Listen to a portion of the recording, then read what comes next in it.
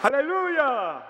마음을 다해서 찬양한 호산나 찬양대 찬송을 우리 주님이 기쁨으로 받으셨으리라 생각합니다. 오늘 말씀 전한 다음에 부를 찬송을 먼저 찬양대가 했어요. 하나님의 계획하심 가운데 마음을 모아주신 그 줄로 생각합니다. 하나님은 여러분의 손을 잡아주시고 인도하여 주시는 좋으신 분이십니다. 여러분, 지난 한 주간 어떻게 보내셨습니까? 잘 보내셨나요? 입술로는 아멘 하지만 사실 속은 들끓는 분도 혹시 계실지 모르겠습니다. 예상하지 못한 태풍과 같은 일들이 우리 인생에 있지만 그래도 우리가 감사할 수 있는 까닭은, 소망이 있는 까닭은 우리 하나님께서 우리를 지켜주시고 돌봐주심을 믿기 때문입니다.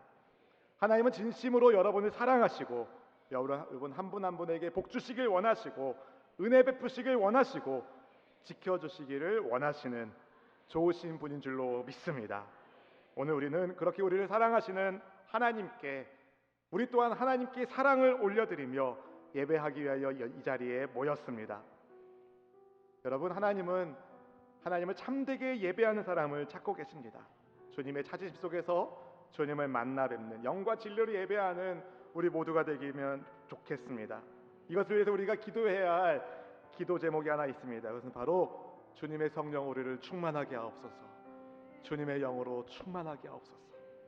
그렇게 기도하는 마음으로 성령 하나님 나의 마음 만져주시고 주님의 영으로 충만하게 하옵소서 기도하는 마음으로 이 찬양 부르겠습니다. 성령 하나님 나를 만지소서, 상하고 깨어져 지친 나를 새롭게 하소서. 성령의 바람 시들은 내 영 살리소서.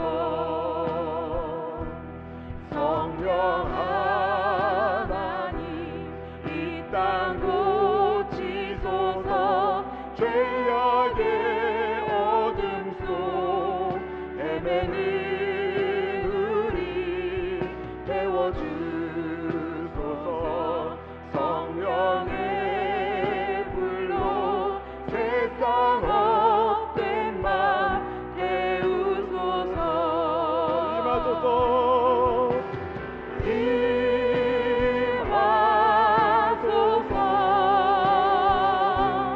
성령 하나님이시여 지금 이곳에 임하소서. 바람처럼 불처럼 성령이여 임하소서. 임하소서. 성령 하나님이여 임하소서. 지금 이 자리에 임하소서. 성령 하나님, 성령 하나님이시여 지금 이곳에 임하소서. 바람처럼 불처럼 성령이여 임하소서. 성령 하나님, 이 시간 주를 사모하는 마음으로 여기 왔습니다. 사모하는 심령마다 하나님이 주시는 하늘의 만족을 허락하여 주옵소서. 인생의 여러 가지 순간 속에서도 우리 주님 믿는 믿음 하나만으로 견디고 버텨낸 하나님의 권속들이 여기에 모였사오니 세상에 감당할 수 없는 하나님의 은혜의 복을 풍성하게 베풀어 주셔서 세상을 이기며 승리하는 하나님의 백성들 다 되게 하여 주옵소서. 이 시간 주님의 날개 그늘 아래 하나님의 백성들을 품어 주시옵시고 마음의 생각을 주장하사 하나님과 함께하는 생명의 영으로 충만하게 하여 주옵소서. 이 시간 부족한 종을 그리스도 보혈의 피로 덧입혀 주시옵시고 오직 살아있고 운동력 있는 하나님의 말씀만이 온전히 증거되게 하사 이 말씀을 증거는 저와 받으시는 성도님들이 함께 하나님을 알아가고 함께 하나님을 섬기는 기쁨의 말씀 되게 하여 주옵소서. 성령 하나님, 다시 한번 구하오니 주님의 영혼을 충만하게 하여 주옵소서. 믿음의 복을 허락하옵소서. 주를 만나 뵙는 진정한 예배를 드리게 하여 주옵소서. 우리의 예배의 주인 되시는 우리 구주 예수님께 모든 영광 올려드리며 귀하신 그리스도 예수님의 이름으로 간절히 기도하옵나이다. 아멘. 할렐루야. 우리 앞뒤 자분에게 축복하면 좋겠습니다. 하나님이 당신을 축복하십니다. 사랑하십니다.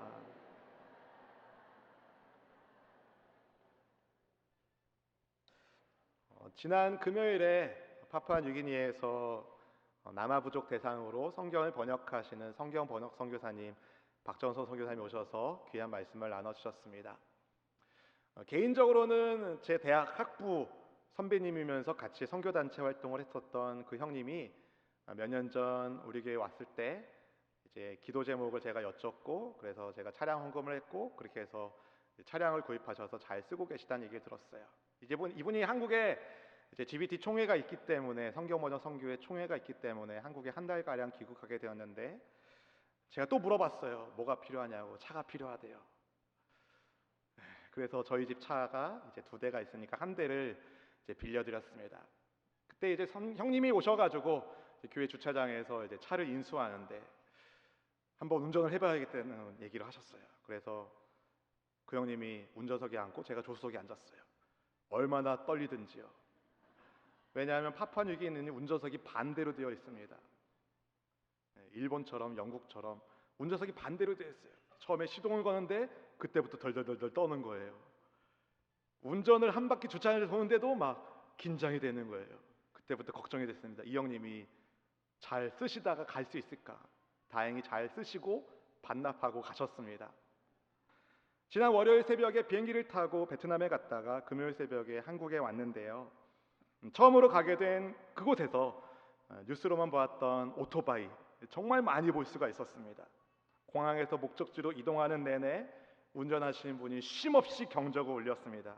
그때 들었던 경적 소리가 그동안 제가 살아오면서 들었던 경적 소리를 능가할 만큼 정말 많이 경적을 울리시더라고요. 근데 그렇게 경적을 울릴 수밖에 없는 나름의 이유가 있었습니다. 눈으로 볼 수 없는 위험을 사전에 경고해서 사고를 방지하기 위함에 있습니다. 그럼에도 그 짧은 시간에 사고 당하는 현장을 볼 수 있었습니다. 가슴이 떨리더라고요. 여러분, 운전하다 보면 가끔 깜짝 놀랄 때가 있지 않습니까? 특히 자동차 거울로는 보이지 않았던 사각지대에서 갑자기 차가 나타날 때 깜짝 놀라곤 합니다. 요즘엔 차들이 많이 좋아져서 사각지대로 접근하는 차량을 감지해서 신호를 주는 경우도 있지만, 혹시라도 그 장치가 고장날 수도 있으니 주의해서 차선을 바꾸어야 됩니다. 그래서 차선을 바꿀 때는 고개를 살짝 돌려가지고 차가 오는지 아닌지를 확인할 필요가 있습니다. 거울에 보이는 것만 믿다가는 큰 코를 다칠 수 있습니다. 눈에 보이는 것이 전부가 아니기 때문입니다. 그래서 빙산의 일각이란 말이 있는 것 아니겠습니까? 눈에 보이는 빙산은 아주 작은 조각이지만 수면 아래 보이지 않는 빙산의 크기는 엄청나게 큽니다. 눈에 보이는 세계를 육의 세계라고 말한다면 눈에 보이지 않는 세계는 영의 세계라고 말할 수 있습니다. 여러분, 영의 세계가 육의 세계보다 훨씬 크고 중요합니다. 육의 세계는 일시적이지만 영의 세계는 영원하기 때문에 그렇습니다. 그래서 바울 사도가 이렇게 말합니다. 고린도후서 4장 18절 말씀을 함께 읽어보겠습니다. 우리가 주목하는 것은 보이는 것이 아니요 보이지 않는 것이니 보이는 것은 잠깐이요 보이지 않는 것은 영원함이라. 아멘. 사랑하는 성도 여러분, 믿음은 보이는 것이 아닙니다. 그러나 믿음만큼 별로 중요한 것도 없습니다. 성경은 믿음이 없이는 하나님을 기쁘시게 할 수 없다라고 말합니다. 오늘 우리가 주님께 드리는 이 예배가 기쁨의 예배가 되기 원하신다면 여러분, 믿음으로 하나님을 예배하는 그런 여러분 모두가 되기를 주님의 이름으로 축원드립니다. 믿음은 보이는 것이 아니지만, 그렇다면 어떤 사람이 믿음이 있는지 없는지를 전혀 알 수 없는 것일까요? 하나님만 알 수 있는 것일까요? 어느 정도 알 수 있습니다. 그 사람이 하나님의 말씀에 순종하는지, 그것을 보면 그 사람이 믿음이 있는지를 알 수가 있습니다. 오늘 본문에 등장하는 맹인이었던 사람이 바로 그런 경우라고 말씀드릴 수 있습니다. 예수님은 이 맹인의 눈을 바디메오 눈뜨게 하신 것처럼 즉시 눈뜨게 하실 수도 있으셨지만 일부러 그의 눈에 진흙을 이긴 것을 바르시고 실로암 못에 가서 씻게 하셨습니다. 가는 믿음의 순종을 통하여 그가 눈이 떠지는 은혜를 입게 되었습니다. 이 사람은 원래 태어날 때부터 앞을 보지 못하는 장애를 가진 사람이었습니다. 맹인 거지였습니다. 그러나 고아는 아니었습니다. 요한복음 9장 20절 말씀 함께 읽어보실까요? 그 부모가 대답하여 이르되 이 사람이 우리 아들인 것과 맹인으로 난 것을 아나이다. 맹인 거지에게 부모님이 계셨습니다. 어째서 이 맹인의 부모는 그를 그래서 길에서 그런데 구걸하게 했을까요? 자식이 앞을 보지 못하는 것만으로도 부모의 마음은 아픈 것일 텐데 왜 그를 길에서 구걸하는 거지가 되도록 내버려 두었을까요? 날 때부터 맹인이었던 사람에게 사람들은 편견을 가지고 있었습니다. 그 자신의 죄 때문에 혹은 그 부모의 죄 때문에 그가 태어날 때부터 맹인이 되었다는 편견을 가지고 있었습니다. 예수님의 제자들도 동일한 생각을 갖고 있었어요. 요한복음 9장 2절 말씀은 이렇게 말씀합니다. 제자들이 물어 이르되 랍비여 이 사람이 맹인으로 난 것이 누구의 죄로 인함이니이까 자기니까 그의 부모니이까. 자기 죄 때문에 아니면 부모의 죄 때문에 이 사람이 맹인이 되었다. 이것이 당시 맹인이 대하는 사람들의 태도였습니다. 지금도 많은 사람들이 그렇게 생각할 가능성이 있습니다. 죄로 인해 타락한 세상에서 일어나는 일이기 때문에 그렇게 생각하기 쉽습니다. 그러나 예수님은 전혀 새로운 관점을 제시하셨습니다. 죄 때문이 아니다. 하나님께서 하시고자 하는 일을 나타내기 위해서다. 요한복음 9장 3절 말씀을 함께 읽어보겠습니다. 예수께서 대답하시되 이 사람이나 그 부모의 죄로 인한 것이 아니라 그에게서 하나님이 하시는 일을 나타내고자 하심이라. 아멘. 죄 때문인 경우도 있지만 그렇지 않은 경우도 있습니다. 하지만 본문에 나오는 고침받은 맹인은 오랫동안 그런 사람들의 편견 어린 시선을 견디어야만 했습니다. 사람들은 그가 태어나기도 전에 그의 부모가 나쁜 죄를 지었을 거라고, 엄마 뱃속에서부터 그는 죄를 짓고 태어난 사람이라고 정죄했습니다. 그러니 맹인의 부모는 앞을 보지 못하는 자기 자녀를 볼 때마다 그들의 수치를 드러내는 것처럼 생각하지 않았을까요? 그렇게 느끼지 않았을까요? 차라리 나지 않았으면 좋았을 텐데. 유대법이 엄격하기 때문에 맹인의 부모는 그들의 아들이 성인이 될 때까지, 성년식을 하기 전까지 아마 종교적인 의무는 다 했을 겁니다. 그리고 성인식 이후에 아들을 불러 이렇게 말하지 않았을까요? 이제 우리가 할 일은 다 했다. 너의 앞가림은 네가 해야 되겠다. 여러분, 앞을 보지 못하는 맹인이, 지금처럼 사회 복지제도가 제대로 돼 있지 않는 그 시대에 맹인이 할 수 있는 일이 뭐가 있습니까? 구걸하는 것밖에 없는 거죠. 그렇게 해서 그는 길거리에서 구걸하는 맹인 거지가 되었습니다. 그를 보는 이웃 사람들은 돈을 한 푼 두 푼 던져주면서 혀를 차면서 누구 죄 때문인지 인생 참 불쌍하다 하지 않았을까요? 그러다 어느 날 예수님께서 그의 눈에 진흙을 발라주십니다. 주님이 침을 뱉어 이기신 진흙을 그의 눈에 바르시면서 말씀하시는 겁니다. 실로암 못에 가서 씻으라. 맹인이 예수님 말씀에 순종하여, 믿음을 가지고 순종하여 실로암 못에 가서 눈을 씻으니까 어떻게 되었습니까? 보이게 되었습니다. 태어날 때부터 앞을 보지 못했던 그 사람이 보게 되었습니다. 모두가 할렐루야 외치며 하나님께 영광을 올려드리면 참 좋을 텐데 분위기가 싸합니다. 사람들은 지켜보고 있었습니다. 예수님께서 침을 뱉어서 진흙을 이기는 것을 되게 못마땅하게 쳐다보고 있었습니다. 맹인의 눈에 진흙을 바르는 것도 수상하게 생각하고, 그 맹인이 더듬 거리면서 실로암 못에 가서 눈을 씻고 오는 것을 찌푸리며 보았습니다. 그렇게 해서 눈뜨게 된 맹인을 기뻐하며 축하해 준 사람이 아무도 없었습니다. 오히려 그를 범죄자 취급을 했습니다. 왜냐하면 그날이 안식일이었기 때문이었습니다. 네 눈이 어떻게 떠졌느냐? 예수라는 분이 진흙을 이겨서 제 눈에 발아주시고 저더러 실로암 못에 가서 씻으라 하셨기에 씻었더니 보게 되었습니다. 그가 어디 있느냐? 잘 모르겠습니다. 사람들이 맹인을 신문하기 위하여 바리새인들에게 데려갑니다. 바리새인들 가운데 어떤 사람들이 말합니다. 예수님께서 안식일을 지키지 않았기 때문에 그는 하나님께서 온 자가 아니다.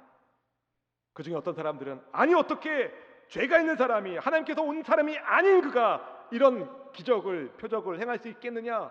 서로 맞불이 붙었습니다. 논쟁이 해결되지 않습니다. 그랬더니 맹인을 다시 불러서 말합니다. 네 생각에 너를 고쳐준 그분은 누구냐? 맹인이 말합니다. 그분은 선지자이십니다. 유대인들이 맹인의 대답을 믿지 않습니다. 심지어 그가 원래부터 맹인이었는지도 의심합니다. 그래서 맹인의 부모를 불러서 확인합니다. 맹인의 부모는 자기 아들이 맹인으로 태어난 것은 알지만 어떻게 보게 되는지 모르겠다며 아들이 다 컸으니까 그에게 물으라고 발뺌을 합니다. 맹인이었던 그 사람을 다시 부른 바리새인들이 하나님께 영광을 돌리라고 말합니다. 여기까지 말하면 좋을 텐데 거기에 이상한 말을 붙입니다. 예수는 죄인이다. 요한복음 9장 24절 말씀을 같이 읽어보시겠습니다. 이에 그들이 맹인이었던 사람을 두 번째 불러 이르되 너는 하나님께 영광을 돌리라. 우리는 이 사람이 죄인인 줄 아노라. 바리새인들은요, 맹인의 눈을 뜨게 하신 분은 하나님이시지 예수는 아니라고 생각했습니다. 그들 생각에 안식일에 병을 고친 예수님은 안식일을 어긴 죄인이어야만 했습니다. 하지만 고침받은 맹인은 자기 눈을 떠주시게 하신 예수님을 죄인이라고 생각할 수가 없었습니다.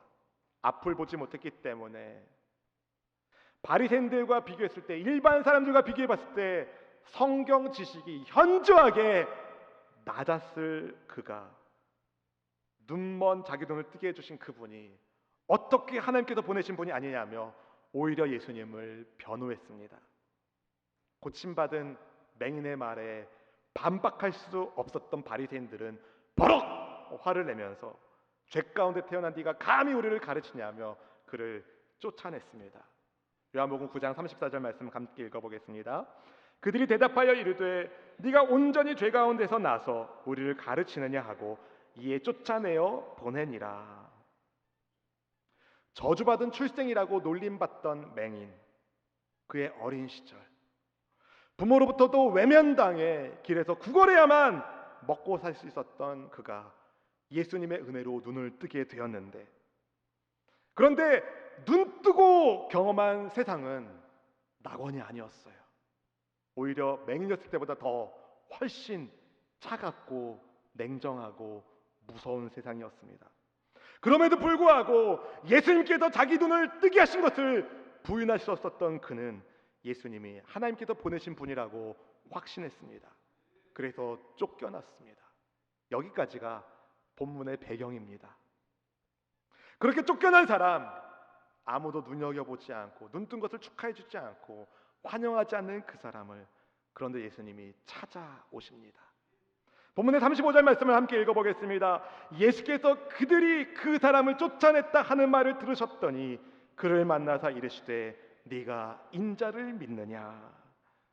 여러분, 예수님께서 우연히 그를 만난 것이 아니십니다. 눈뜬 그 사람이 나를 눈뜨게 하신 그분을 찾아간 것도 아닙니다. 쫓겨난 그를 예수님이 찾아가셨습니다. 그리고 그에게 물으십니다. 네가 인자를 믿느냐. 여기서 인자라는 단어는 그리스도를 부르는 호칭이기 때문에 예수님은 그에게 맹인의 눈을 뜨게 한 그분을 메시아로, 그리스도로 믿느냐는 질문을 하신 겁니다. 눈먼 자를 눈뜨게 한다는 이사야 예언의 말씀이 이루어지게 된 예수님이 메시아인 것을 믿느냐고 주님이 물으신 것입니다. 네가 인자를 믿느냐. 오늘 주께서 우리에게 이렇게 물으신다면 여러분은 뭐라고 대답하시겠습니까? 주님의 질문에 주여 그분이 누구십니까? 이 사람이 말합니다. 제가 그분을 믿기를 원합니다.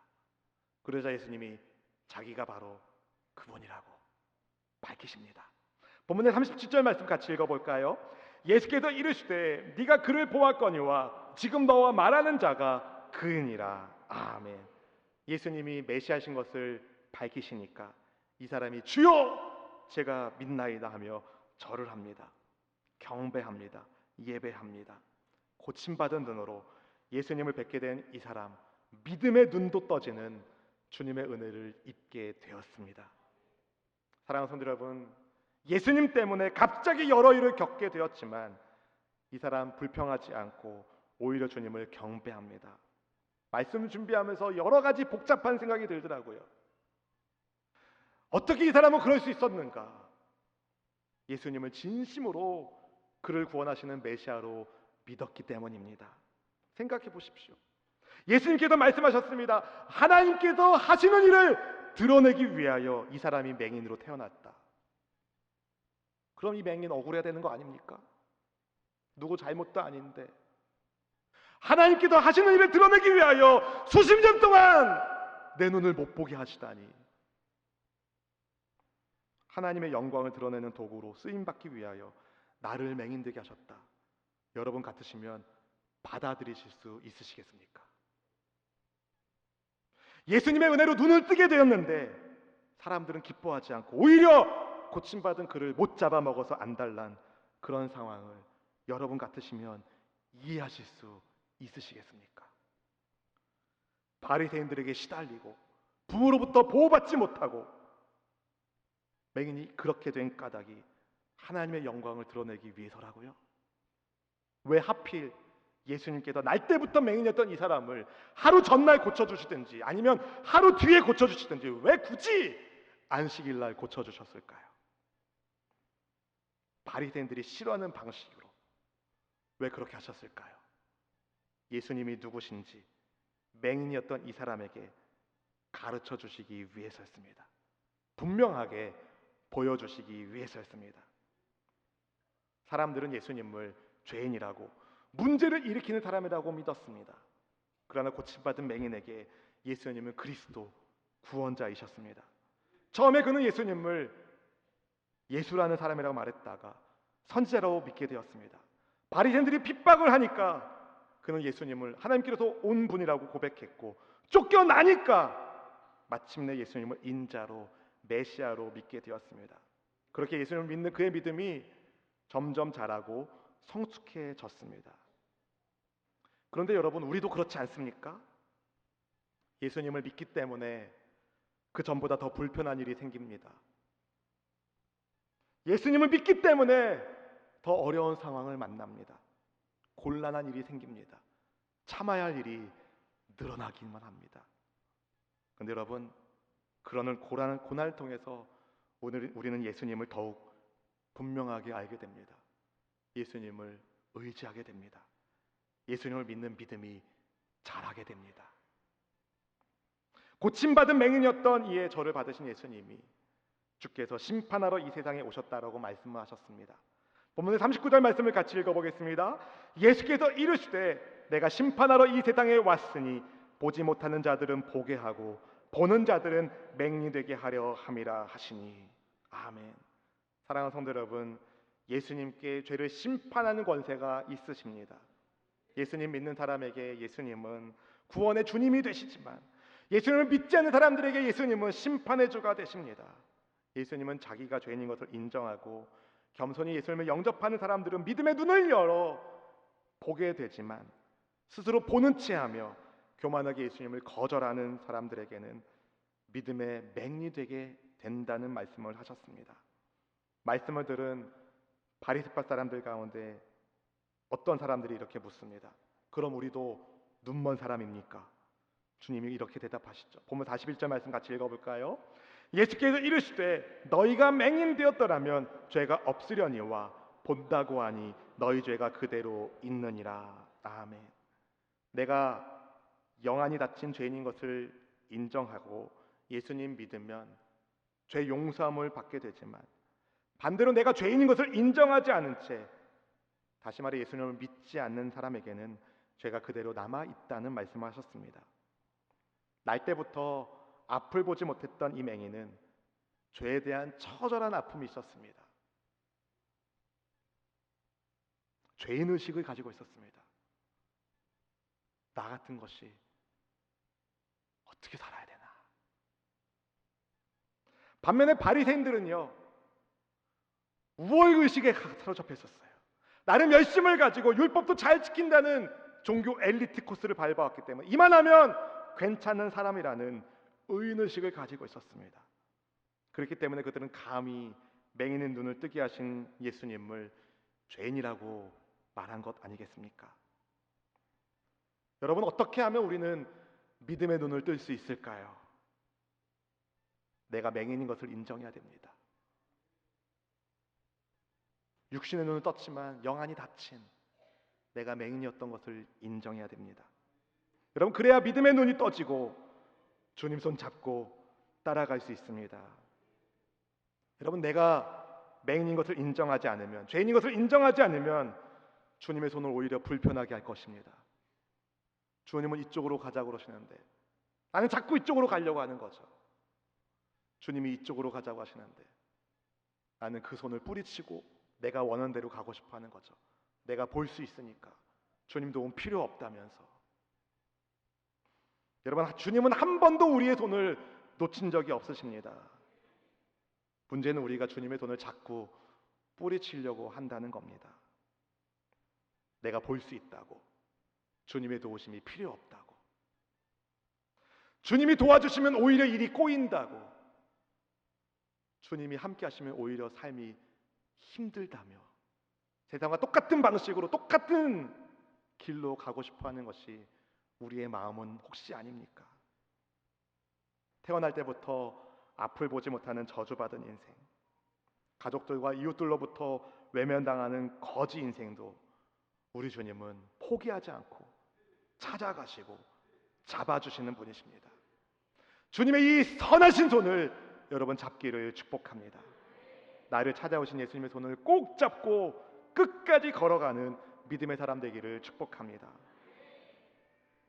포기하지 마십시오. 원망하지 마십시오. 불평하지 마십시오. 때로는 내가 받는 고난이 왜 이런 고난이 오는지 이해되지 않을 수도 있습니다. 왜 하필 나에게 이런 일이. 여러분, 고난의 의미를 발견하길 원합니다. 그래서 우리는 주님이 필요합니다.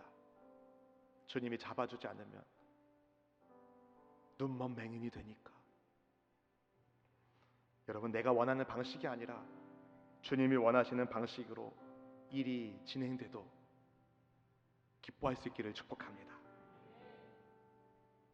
고난의 의미를 발견하게 하시고 고난을 극복할 수 있는 믿음을 주시는 예수님의 손을 꼭 잡고 따라가길 축복합니다. 잘 버티십시오. 잘 버티십시오. 버티는 것이 믿음입니다. 여러분, 지금의 세상은요, 그리스도인들을 환영하는 세상이 아닙니다. 믿음을 가지고 버텨야 되는 세상입니다. 근데 여러분, 그거 아십니까? 우리의 손을 잡아주시는 예수님이 전능하신 하나님이시다는 것, 우리의 구원자 메시아라는 것. 그런 여러분, 내 뜻이 아닌 주님의 뜻대로, 내 방식이 아닌 주님의 방식으로 일이 풀려도, 일이 진행돼도 감사할 수 있기를 바랍니다. 주님은 우리를 반드시 빛으로 인도하여 주시는 분이십니다. 우리 예수님이 빛이시기 때문입니다.